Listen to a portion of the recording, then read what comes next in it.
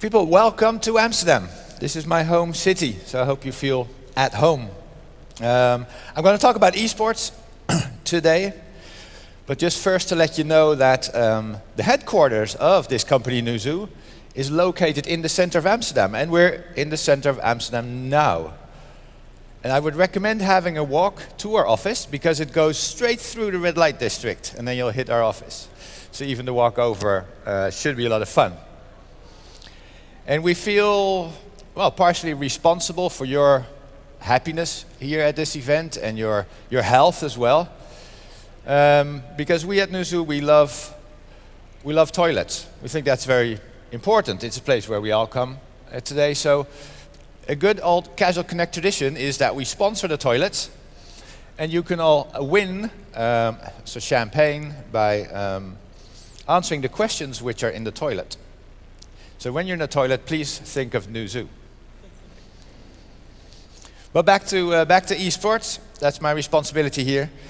I use the Casual Connect template to a certain extent, and that certain extent is this slide, because it secretly moves to our own style. We just rebranded, launched a new website, we have a new logo, so I'm so proud of that. I think it's crispy clean, so I wanted to share that as well. eSports, it's super huge, and it will impact every one of you and everyone's business that is in this room. And hopefully after this talk, you understand why and maybe have an idea how. First of all, about Newzoo, there might be people here that have never heard of Newzoo. Most of the people know us because we serve a whole range of clients, all the way from Madison Square Garden to Riot Games to King to Supercell. And we do that with Newzoo Games. That's sort of how we're known, games intelligence. But we increasingly are expanding our mobile business. And I had to share with you the news of yesterday, because I know you all were out drinking, so you probably missed it. But our Chinese partner, who has data on almost 1 billion connected devices in China that we use and our clients use, they actually were crazy enough to invest in our company. So we have an investor in our company that was announced yesterday. And you will see a lot more on mobile intelligence coming from Newzoo. We call it Newzoo Mobile. And also thanks to the previous speakers, Priority Data, as well as Delta DNA, because they are partners in our quest to be the best in providing mobile intelligence. Actually, the talking data people are here, flown in from China.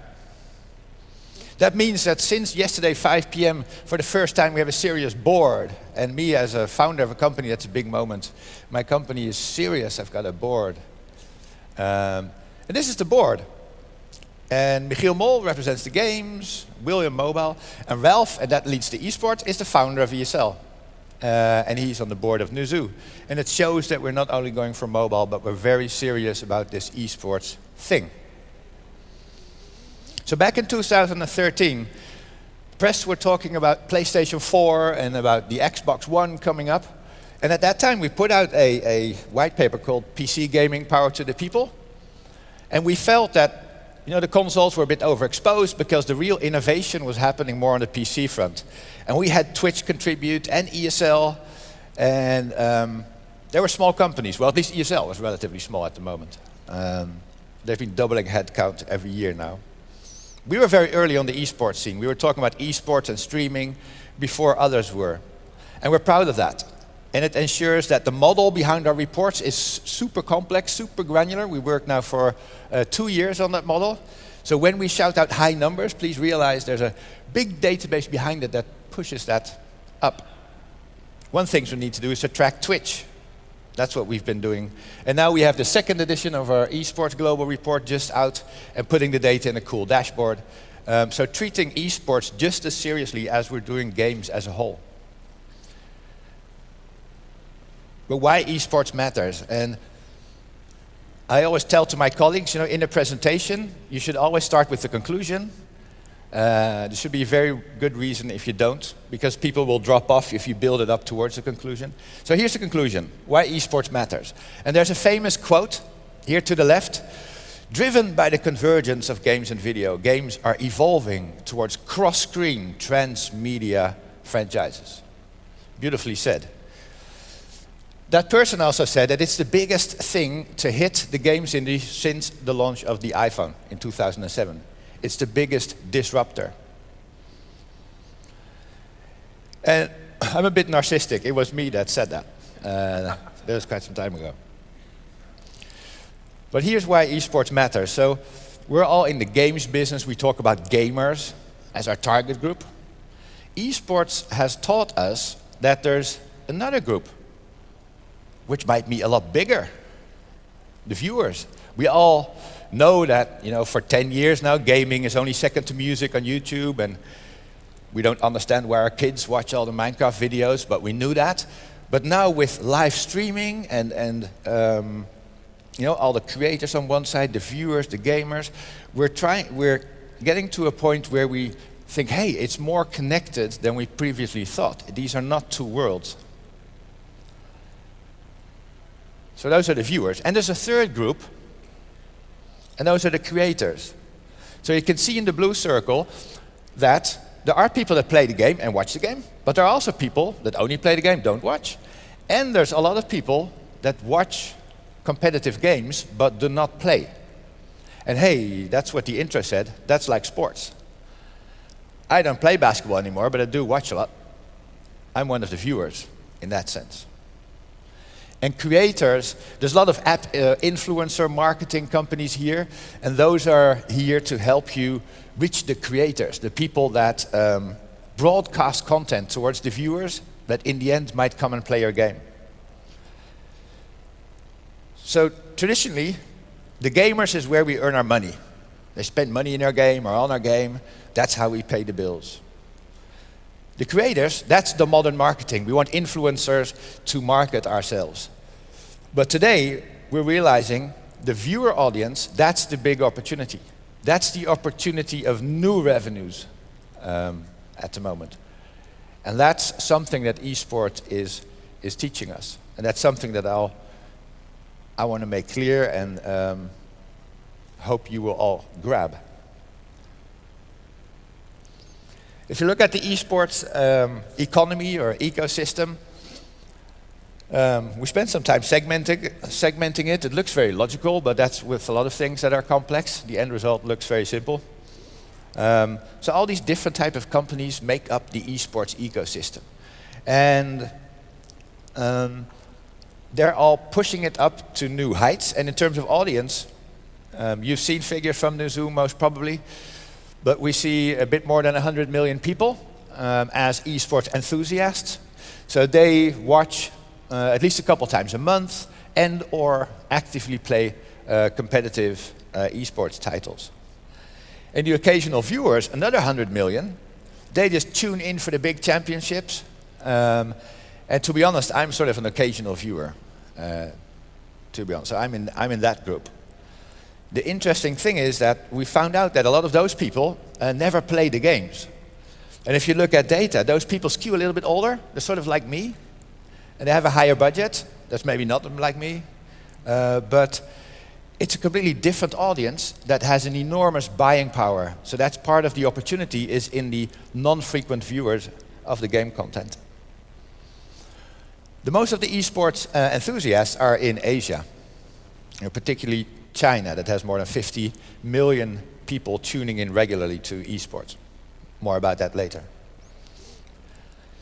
When you look at esports footage on a live event, people are mainly between 16 and 25, maybe 90% male. But the audience that's watching from a distance, watching online or on their mobile screen or whatever, is much more balanced in terms of age, but also in gender. I'm in the age bracket, occasional viewers, 36 to 50. I even represent 15% of that group.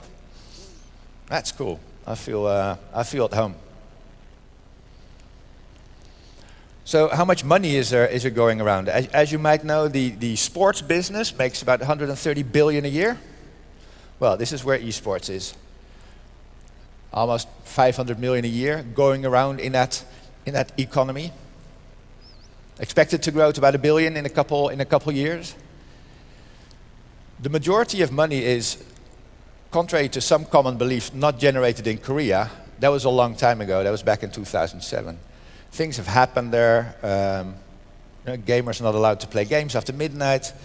So there's not a lot of money there left. But the Americans, North America, is really embracing esports. And with all the sponsors and advertising coming in, that's where the growth is. And you can see that North America represents 38% of those revenues. And those revenues are split up in online advertising, sponsorships, but also merchandise and tickets. We've seen an enormous jump in ticket revenues. Europe scores higher than America in ticket revenues, maybe partially because Katowice, the only event in the world, esports event, that attracts more than 100,000 visitors in a single weekend, happening in about 2 weeks. If you've never been to Poland, this is your chance. So how can we calculate or think about the cap on this market? Where is this growing towards? What will the pace of growth be? And we found out a very simple calculation method by taking sports data and esports data and comparing them. And we found out that if you take all the basketball fans in the world and the revenue generated by basketball, media rights, etc., annually there's $15 generated in revenues. So not spent by consumers only, but also the indirect revenues of advertising. And depending on which sport you look at or which league, the NFL scores highest. The NFL has $12 billion in revenues and about 300 million fans or something like that. But if you do the calculation there, $60 per fan is about the maximum that you can expect to generate with a sport, a league. So where's esports? Well, here on the slide you can see that in our estimates for this year, it's $3.50 per fan. So there is an upside only on revenues per fan of a factor of 20 maximum. But if we take the NBA as an example, it's a factor 6. And this is on top of the growth in terms of enthusiasts, because that's also growing. So this is the reason why there's so many investors coming in and people looking at this space, because this can become very huge. And the point I was making in the beginning about viewership and gamers, etc., it is so important and of impact to games and media as a whole that it is destined to become huge. It is destined to be great. So what we do for the market is keep track of this. So we report on a quarterly basis how it's going. And we have an optimistic scenario, and the report scenario is very conservative. You know, we're Dutch. We used to be very conservative. Most important is the money flowing in from sponsors. So the first guys to jump on the esports bandwagon are all the hardware guys. So what we do for them and for other companies in the esports economy is prove or quantify the opportunity for them. And indeed, if you cross-analyze esports activity and hardware spending, you see that, for instance, in the US, almost a third of the esports enthusiasts, and there's about 18 million of them, spends more than $600 a year on hardware. So that's good news for Intel and Nvidia, who are already investing into this space. Cool thing is you can quantify it then. So there's more than $3 billion was spent on hardware by US esports enthusiasts alone. So that makes it into a very interesting marketing target group.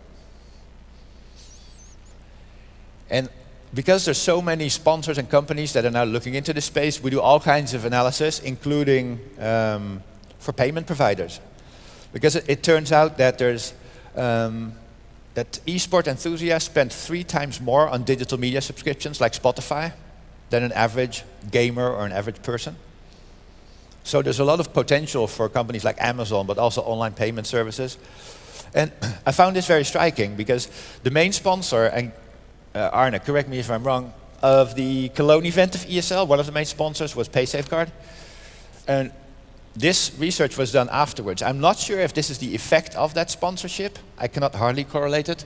But PaySafeCard performs super well amongst enthusiasts, where PayPal drops off enormously. And PayPal hasn't made any real moves into esports yet. Bad boys, they should get in.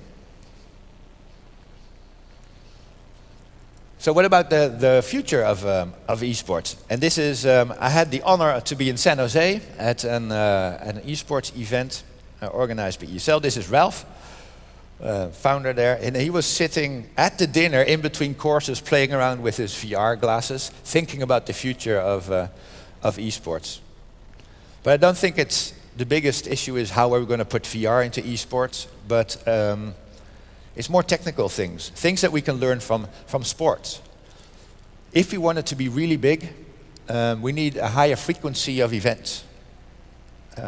We need more genres to appeal to a broader audience. And preferably, we would like to have national leagues, regional, World Cups, because a lot of the marketing spend is spent locally. So if esports wants to grow, we need to be local. And that can go through media rights sold locally, or it can be by organizing national leagues. And about regulations, I mean, the esports team, the teams, the bigger ones, they earn anywhere between $1 million and $20 million. That's not really a lot of money when you know that the money going around in esports betting now already is bigger than the esports economy itself. So there's a risk there. So we need regulations. And we need to find out who owns the content. League of Legends is owned by Riot. So the content shown, is that theirs? Or if somebody streams from his home his game playing League of Legends, does Riot still own that a little bit or not? So the industry is trying to figure it out. And on the one hand, it's the traditional media guys that say, you own it, you need to grab it, that's where you're going to earn your money. On the other hand, it's the gamer community and the esports economy now, these are digital-only people, and they want things to be easily accessible and free. So that's a bit of a clash. But we are seeing more alignment of traditional and digital media, because an average NBA game generates about $30 million in advertising revenue. And that's 1/10 of all esports revenues. Just to compare how big the traditional broadcasting scene is in terms of money, even though their demographic is skewing older, they still, that's where the big money is earned. So you see Turner Broadcasting moving in, ESPN made a deal with Tencent, and everybody's talking about should I go exclusive or not? And hopefully there will be not two parties making exclusive deals, because that only screws up the experience for the fans. It's going to be interesting. And this year, things are accelerating. This year, a lot is going to happen. And one of the most asked questions is, what about mobile esports?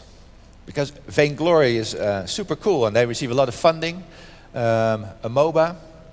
They had a Korean championship already. So how are they doing, and how does that looking at the future? It was interesting that at the same time, I was in San Francisco in the Supercell office, talking to the people, and they were surprised that without them knowing, people in the Philippines had organized an esports event around Clash of Clans, which is not particularly a competitive title set up for esports. And they had serious prize money, they had sponsors. How did they find out? Because there were, I think in a couple of days, 20 sponsors that called, can I sponsor your next championship? And they Supercell said, we don't have any championship. This is just an initiative of the community. And that's also a thing. The community will start organizing esports or competitions if they really like your game and if it's suitable. So you cannot force esports on a community. Well, what happened then? They launched Clash Royale recently, and that is set up for esports. And I think they expect the most to happen in Asia, because those are mobile-first countries. So mobile esports, when it comes to the game, the biggest opportunity is in Asia. They experience internet, the first on mobile. So I expect mobile esports to be successful there. There's more reasons for that. When we looked at the data together with our Chinese partner, Talking Data, how many of the best grossing titles in the Android ecosphere in China were competitive games for which already tournaments had been organized outside of the game itself. And 24 out of 100 and 19 out of 100 for iOS already had esports activities around it. That's huge. It doesn't come as a surprise maybe that Tencent is in the lead there, or has the majority share of those games, as they own a lot of this stuff. Tencent is going for esports as seriously as they are going for games themselves.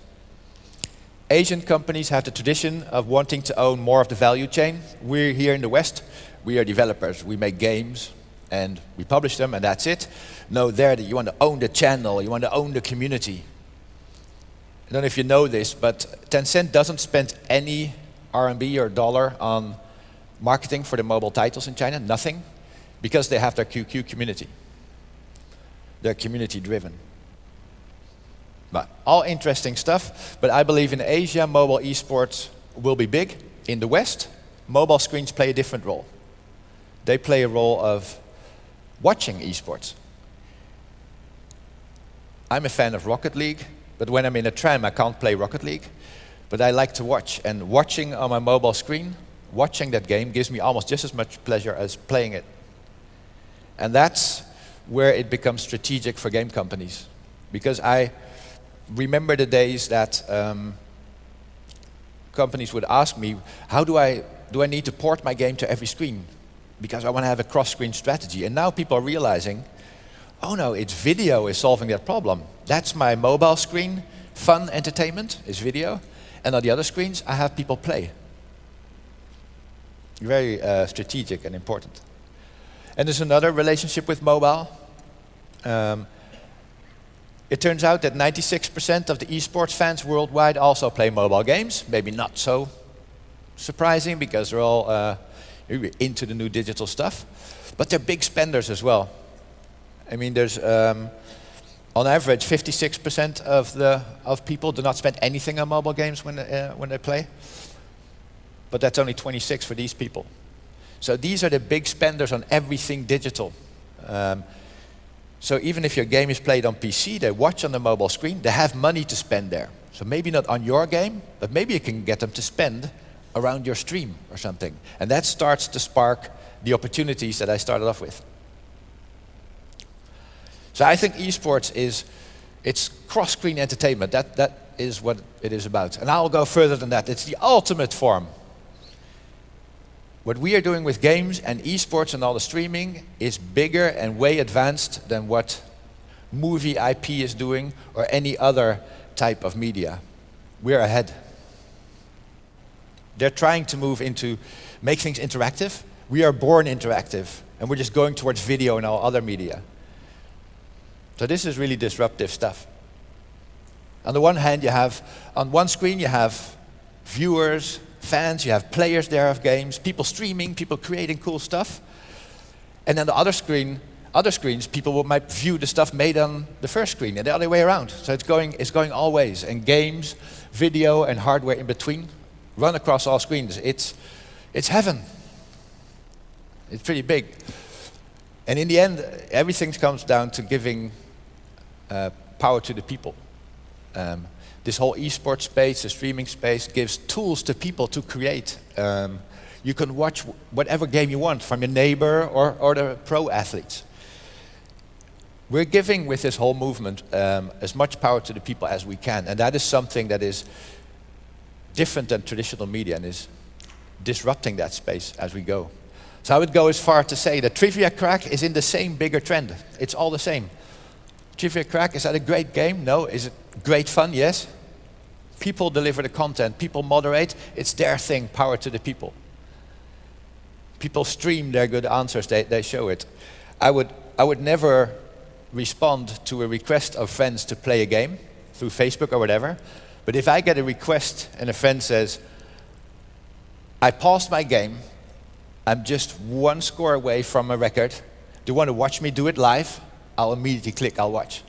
So those concepts, as a small developer, you can think of and innovate and be faster than the big guys.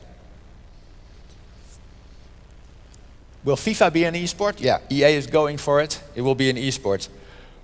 Will Rocket League, which is sort of it's FIFA on steroids. It's if Messi has had a little bit too much to sniff and to drink, this is what he dreams about. He'll be a car, and the football will be a lot bigger. Shooting around a football in a cage like that. I think Rocket League will be a bigger esport than FIFA, simply because it's made for entertainment. It's set up to be incredibly fun. It's the only game that I can sort of keep up with my son. For the rest of the games he plays, I'm an occasional viewer. So I think the future of games and everybody involved in games is every game will have esports DNA in it, as long as you see it as broad as presented today. So I just want to remind you of the genius quote, of course. And the fact that you're earning your money now with gamers, you're trying to market your stuff by talking to the creators, but there's a big opportunity out there to involve 3 communities and to manage every 3 of them with equal importance. Because the viewer audience might be 10 times bigger than your gamer audience. So the money might be there. And that's it. Thank you very much. I have no doubt that esports and viewing is going to be a huge market. I'm very much convinced of that. But where does the money come from in the ad? If I'm playing a game, games have moved to free to play, so there's various different microtransactions in a game. Is it going to be free to watch and it's all advertising driven, or will there be some other mechanism for viewers to contribute money into this ecosystem other than through advertising? Yeah. Well, traditionally, indeed, the free-to-play business model has driven esports to become large because it's running games as a service. So the more time people spend on your franchise, the more money they spend. That's the theory behind it. That's why they have put more money into esports. That's one thing. Then esports and all the viewing was seen as marketing. So that's good. It's relatively cheap marketing. That's all good. And now it turns out that people want to spend money. I think the International showed, if you ask people to contribute to a prize pool or buy some digital items related, they're willing to express their enthusiasm in money in more ways than only on the game. And even Twitch streamers, they get voluntary contributions of consumers. So I think the trick is in not closing it off for people, but do provide possibilities to upgrade, or at least some way to express your enthusiasm in money. People want to be part of it, and they're willing to spend money. So voluntary payment, providing those possibilities around streaming and viewing, is something that I think will be big. And that money would go to the creator. If I'm a VJ, the money will come to me. But will there be a subscription service to watch the games? Well, there already are sort of subscription services or Twitch Turbo type things. But indeed, the money, some of that money, the contributions will go to the streamers themselves. There'll be overlays on streams where you can do all kinds of stuff. That money will go to organizers of events, the publishers. It's who thinks up the smartest thing first, who grabs most of that money, I guess. And we'll have to find out. But this year we will. So the question that I've got is about the formation of these national and international leagues that you were mentioning, these competitions, because when football started, for example, back in the 1800s, the FA was founded by a group of people in Cambridge. They then took football abroad. People then started doing grassroots movements, and it built from that upwards. Whereas esports has started as this global thing because of the age we live in. So do you think these things are going to be formed? I mean, as you said, in China they've been formed by industry groups, but in the West, is it going to be fans developing these regional leagues and things like that, or will it be the game developers and the companies who are involved in the creation of those companies? Are they going to try and own the process from top down? Good question. So the question is it the top-down approach from global, esports first global, will it then go down to national leagues? And sport went the other way around. I think at the pace that it's growing now, it's going to squeeze itself into national leagues. Indeed, you already see a longer build-up towards bigger championships and bigger regional championships. So I think you can see it automatically already happen. And what will really help is if local media rights and local advertisers get involved. If there is local money to be found.